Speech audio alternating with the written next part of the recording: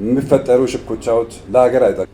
ብሔራዊ ቡድኑ ካልተጫወተ ነው የሚያሸንፈው የሚል አይነት ንግግር በእውነት ቅስም ሰባሪ ነው። የዩቲዩብ ተከታታዮች ሰብስክራይብ በማድረግ ቤተሰብ መሆን እንዳትዘነጉ። ላይክ እና ሼር በማድረግ ለሌሎች እንዲዳረስም አድርጉ። የሚፈጠሩ ሽኩቻዎች ለሀገር አይጠቅሙም። ግጭቶች ለሀገር አይጠቅሙም። በተለይ ውድድር በሚቀርብበት ሰዓት ጩኸት በየሚዲያው ስፖርቱን፣ አትሌቱን ይጎዳል፣ ስነ ልቦናውን ይጎዳልና አይጠቅምም።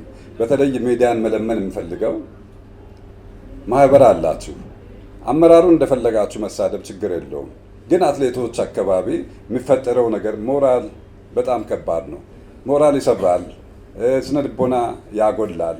ያን ጊዜ በማህበራችሁ ደረጃ መተላለፍ የሌለበትን መተላለፍ ያለበትን በማህበር ደረጃ ብትለዩ። በቅርቡ የኢትዮጵያ ብሔራዊ እግር ኳስ ቡድን በሄደበት ሰዓት የተደረገው አይነት ነገር በእውነት አይገባም ለኢትዮጵያ። ልጆቻችን ከአብራካችን የወጡ ናቸው። የሰጠናቸውን ነው ይዘው እየሄዱ ያለው።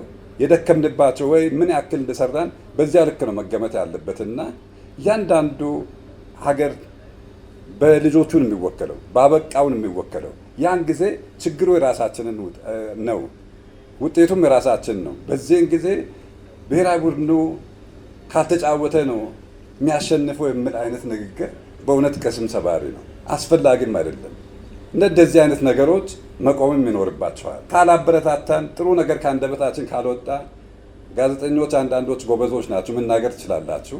ያ ንግግር ግን ለኢትዮጵያ ይጠቅማል ወይ አይጠቅምም የሚለውን ፈትኑ፣ እዩት፣ መርምሩት። በዚያ ደረጃ ካልሆነ ሀገራችሁ የምትወዷት ሀገራችሁ ያ የምትሰሩለት ከሙያ አኳያ ላበርክት የምትሉት ነገር ዜሮ ውስጥ ይገባል፣ አይጠቅምም ለኢትዮጵያ። ስለዚህ በተቻለ መጠን ተጠናክሮ አብሮ መስራት ይጠይቃል። ትችቱን በአግባቡ ሀገርን በማይጎዳ መልኩ መሆን አለበት።